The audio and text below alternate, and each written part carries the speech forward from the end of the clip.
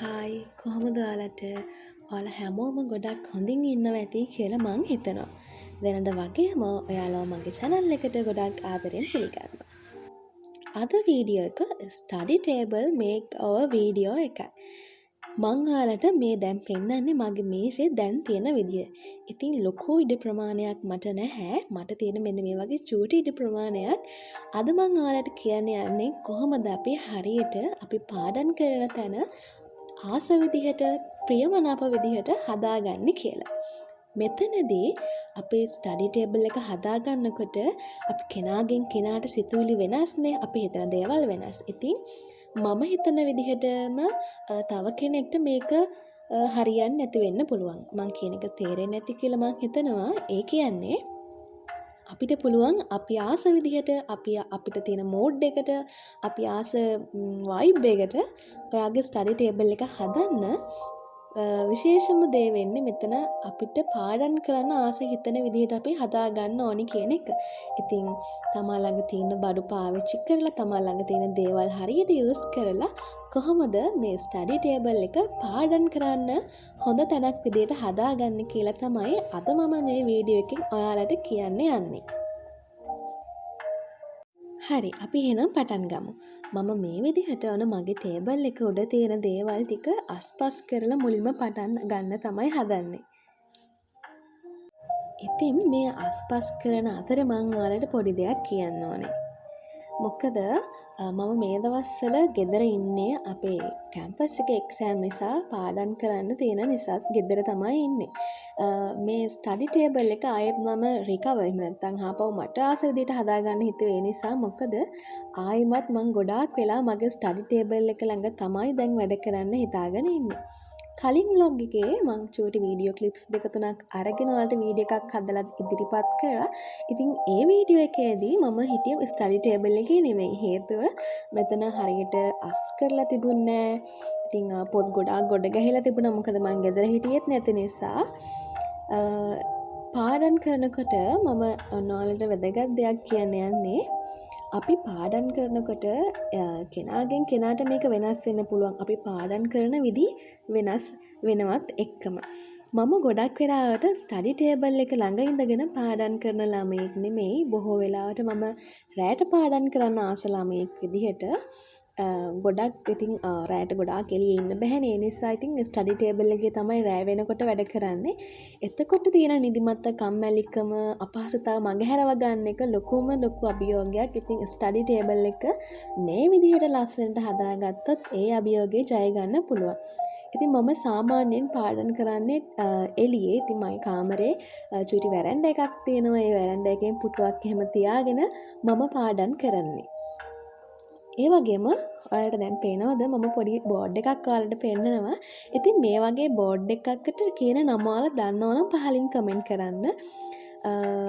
මේ තියෙන්නේ ඒ වගේ මම හදපු තවත් බෝඩ් එකක්. හැබැයි මේක මේ අවුරුද්ද එක නෙමෙයි. කලින් පෙන්වීම මම මේ જાති බෝඩ් එකක් නෙමෙයි. ඉතින් ඒකයි කිව්වේ නම දන්නවනම් පහලින් කමෙන්ට් කරන්න කියලා. එහෙම ලොකු විශේෂත්වයක් නැහැ. හැබැයි නමේ විශේෂත්වයක් නැති වුණාට මට නම් ගොඩාක් විශේෂයි මේ බෝඩ් එක. ඉතින් මේක හදන්නේ ඇයි? මේක හදන්නේ මොකටද? මොනවද මේකෙන් තියෙන ප්‍රයෝජන කියලා දැනගන්න වෙන නම් කමෙන්ට් එකක් දාගෙන යන්න. ඊළඟ වීඩියෝස් වලින් ඒ ගැනත් මම ඔයාලට කියන්නම්. හරි. ඉතින් ඔන්න ඔය විදිහට මම මගේ ස්ටඩි ටේබල් එක හදාගෙන යනවා. මේ අතරේ මම ඔයාලට මතක් කරන්න ඕනේ මම ඉස්සරහට ඔයාලට ස්ටඩි vlog දෙක තුනක් අරගෙන එන්න බලාපොරොත්තු වෙමින් ඉන්නවා.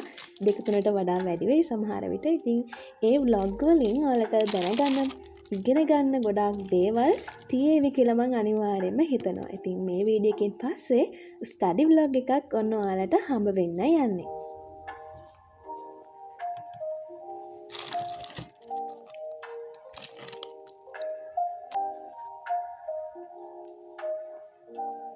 ඒ වගේම ඔයා පාඩම් කරන තැනට අනිවාර්යයෙන්ම ඇඩ් කරගන්න ඕන දෙයක් තමයි ක්ලොක් එකක්. එහෙම නැත්නම් අපි කියන්නේ ස්ටඩි ටේබල් වල චූටියට තියෙන ඔරලෝසු. ඉතින් මගේ ඔරලෝසුව නම් කැඩිලා තියෙන්නේ. ඒ නිසා මට ඒක මෙතනට එකතු කරගන්න ඔයාලට පෙන්වන්න පුළුවන් කමක් නැහැ. ඉතින් ඒ ඔරලෝසුව මට තෑග්ගක් විදිහට හම්බුන එකක්. හැබැයි දැන් ඒකේ බැටරි බහැලා ඉඳා ඒ වගේ මේකේ චූටි චූටි මොකක් හරි අවුල් වගේක් තියෙනවා. ඒ හින්දා ඒක වැඩ කරන්නේ නැහැ. ඉතින් මම ඒ නිසා ඒක වීඩියෝ එකට එකතු කරගත්තේ නැහැ. අනිවාර්යෙන්ම පාඩම් කරනවා නම් ඔයාගේ ෆෝන් එකෙන් ස්ටොප් වොච් තියාගෙන වෙලාව හදාගන්නත් පුළුවන්. එලාම් එකකට සෙටල් කරගන්නත් පුළුවන්. ඒ වුණාට ෆෝන් එක ළඟට ගන්න නැති කෙනෙක් නම් ඒක බලන එකට කරදරයි නම් ඔයා ක්ලොක් එකක් පාවිච්චි කරන්න. ඉතින් මෙන්න මේ විදිහට තමයි ළමයි මගේ ස්ටඩි ටේබල් එක හරියට බඩු ටික තියලා හදාගත්තාම ආවේ. අපි බලමු මම දැන් ඊළඟට මොකද කරන්න යන්නේ කියලා.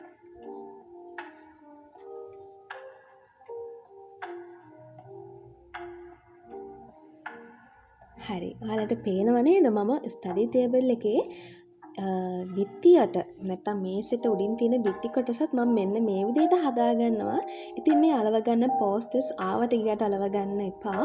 ඉතින් ඔයාලට හොඳ මීනින් එකක් තියෙන ඔයාව මොටිවේට් වෙන විදිහේ පෝස්ටර්ස් ටිකක් අරගන්න.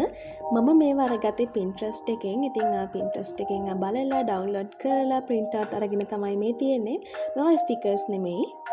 ඉතින් ඔයාටත් පුළුවන් මේ විදිහට ඔයාට තියෙන විදිහට මේ දේවල් මැනේජ් කරලා හදාගන්න.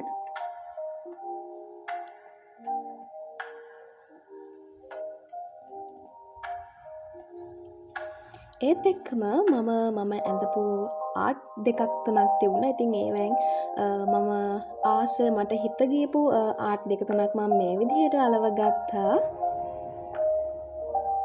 ඒ වගේම ඔයාට විෂය කරුණු මොනවා හරි අමාරු දේවල් තියෙනවා නම් ඒ වගේ දේවල් පොඩි ස්ටිකි නෝට් වගේ දේවල් ලියලා අලව ගන්නත් පොඩි ඉඩ ස්පේස් එකක් ඉතුරු කරගන්න.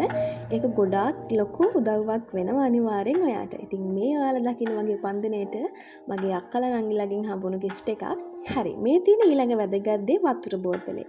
මේ වගේ ලොකු බොටල් එකක් ඔයාලඟ පාඩම් කරන තැන අනිවාර්යෙන් තියාගන්න. අනිවාර්යෙන් මතක් කරලා මේ බොටල් එක ගැන කිව්වොත් මේක මට දුන්නේ මගේ නැන්දා. ඉතින් මේ බෝතලේ හරිම යූස්ෆුල්. මොකද මේකේ ලොකු වතුර ප්‍රමාණයක් අල්ලනවා. ඉතින් නොදැනීම අපේ ශරීර සෞඛ්‍යයටත් ඒක ලොකු උදව්වක් වෙනවා.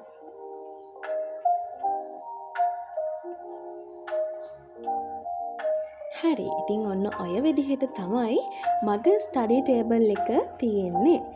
ඉතින් මීට වඩා තව ස්ටඩි ටේබල් එකේ ඔයාගේ බඩු වගේ දේවල් අඩු වෙනවා නම් ගොඩක් හොඳයි. ඉතින් අර ක්ලොක් එක ගැන මතක් කරා වගේම තවත් දෙයක් ඔයාලා මතක් කරගන්න අනිවාර්යෙන් ඔයාගේ ස්ටඩි ටේබල් එකට ස්ටඩි ලෑම්ප් එකක් පුළුවන් නම් එකතු කරගන්න. පාඩම් කරන තැනට හොඳ ආලෝකයක් ලැබෙන්න ඕනේ. එතකොට ඔයාට ගොඩාක් හොඳට නිදිමත නැතුව පාඩම් කරන්න පුළුවන්. ඒ වගේම ඔයාට ඕනේ අවශ්‍ය පොත්පත් ටික විතරක් පොත් මේස උඩින් පිළිවෙලට තියාගන්න. හරි. එහෙනම් අද වීඩියෝ එකෙන් ඔයාලට ලොකු දැනුම් ප්‍රයෝජනයක් හම්බ වෙන්න ඇති කියලා මම හිතනවා. ඔයාගේ අදහස් යටින් කමෙන්ට් කරන්න. මේ වීඩියෝ එකෙන් ගිහින් එන්නම්. ඔයාලා හැමෝටම ගොඩාක් ස්තුතියි. සුබ දවසක්. බයි බයි.